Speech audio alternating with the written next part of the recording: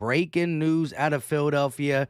2-5 trade talks are heating up. I mean, really heating up. And when he gets traded, I know who the Sixers will get in return.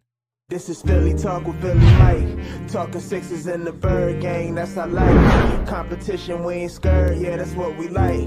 Win or lose, you know we showing up and we gon' fight. You see we strive for the sky every day that go by. And every single week we screaming fly, Eagles fly. This is Philly Talk with Philly Mike, yeah.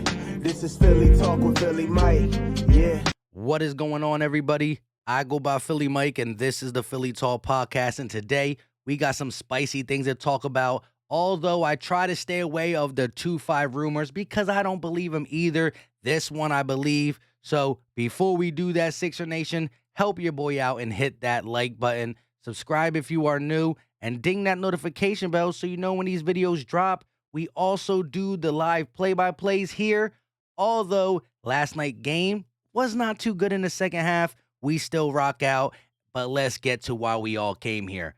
Bang! The Woj bomb on a Friday. Hopefully, y'all enjoying it. And if you're not, hopefully, this helps you enjoy it. ESPN reporting with Zach Lowe.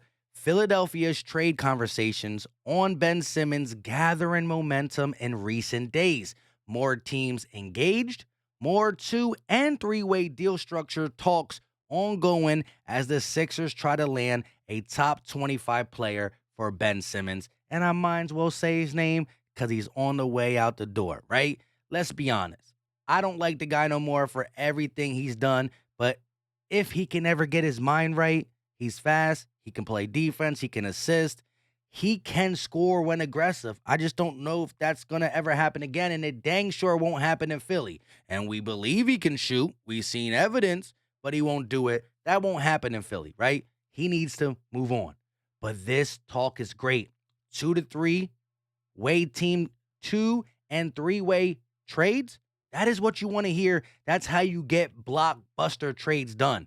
You don't really see mano-a-mano trade, team per team, if it's going to be a blockbuster deal. You need 3-way trades. 3-way trades.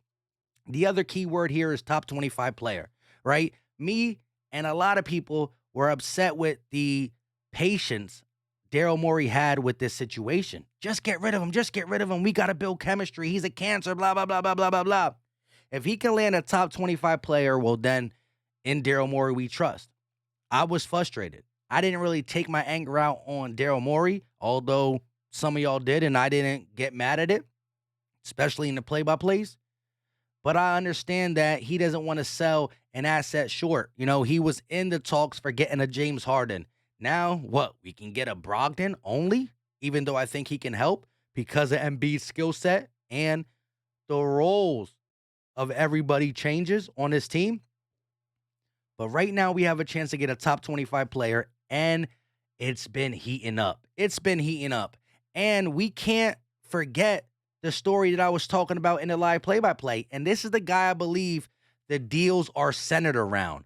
It is the one and only Bradley Beal. Yes. He went on Chris Haynes' podcast, a pretty big NBA analyst, and he said he will not sign an extension for the Washington Wizards. Now, he got 2 years on his deal. So if I'm the Washington Wizards, him saying that pretty much means you got me for 2 years. I'm not going to try to force a trade. You got me for 2 years, and after that, I'm out. I want to test free agency. Simple and plain. Now, if the Sixers trade for him, he might say the same. Sixers, I'm going to give you 2 years, and I'm out. Now, we can try to convince him this is where you want to play. Joel Embiid. Everybody's roles change. This team competes. Maybe he changes his mind. But if he don't, I'm willing to give stuff up for a 2-year window at a championship because I think Embiid got 2 years of prime play left. Now, I'm not saying he's done after 2 years, but I think 5 years total, 2 in his prime, 3 decreasing little by little. It's just the way his body is. It's just the way the injuries plagued him, and that's how I feel. Let me know your thoughts in the comment section. But Bradley Beal on his team does a lot. And you're talking about trade talks heating up. Daryl Morey putting a pen to paper or talking on the phone, sending structured deals. Not just mano-y-mano, 2 teams, but 3 teams. That's how you get the blockbuster trades, right? Gotta cross your T's, dot your I's, get the right money, make everybody happy. It's a win-win-win-win. And I don't know who we're going to do with, but we heard Damian Lillard's not going nowhere, and he wants to play with Ben Simmons. Luka Doncic ain't going nowhere, and he wants to play with Ben Simmons. So I'm not saying Ben Simmons ends up on the Wizards, but maybe there's something that can be done, right? Ben Simmons goes to Portland. CJ and some other stuff goes to the Wizards, and we get Bradley Beal, a bucket getter, a closer, a guy who will take double teams off Embiid. He would force Seth Curry to go to the bench and be a great 6-man, right? I talked about this in my play-by-play. Just because you're coming off the bench, if you are used as a legit 6-man, you are still the other guy, right? Bradley Beal can probably play the 3, right? If you want to play a little small because you got Embiid down there. So if you get another 2, right? Curry goes to the bench. He sparks up that bench that has been inconsistent. Furkan, Shake, Niang, good 1 game, bad 3 games. Let's be honest. So Drummond's there. Curry's there. 2-man game work, and Curry is playing some good ball. Look at the Manu Ginobilis, the Lou Williams, right? They are 6 men. But that first quarter when they play with the backups, they do their thing. But when crunch time comes, 3rd quarter, 4th quarter, and we need to win, Curry's in a lineup with Beal, with Maxey, with Harris, with Embiid. And at the end of the game, Manu Ginobili, Lou will, and Seth Curry will as well, if in that role, have more minutes than the other guy, the starter. It's just the way it goes. It's a different dynamic that we could use because our bench is inconsistent, and Curry and Drummond can work. Back to Bradley Beal. It all makes sense. It all makes sense that the trade talk has been highly engageable.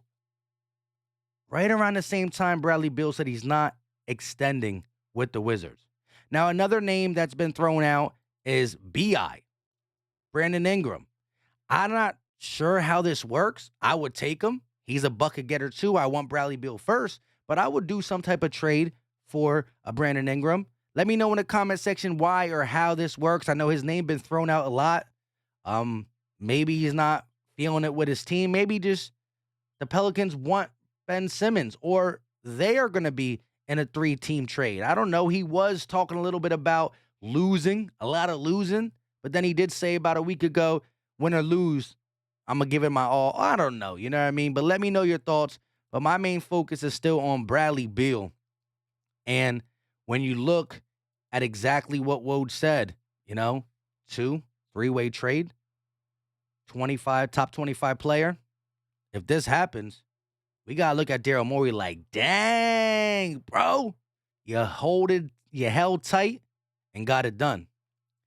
This is my 2nd time recording this video because I finished, and when I went to listen back, my microphone was unplugged.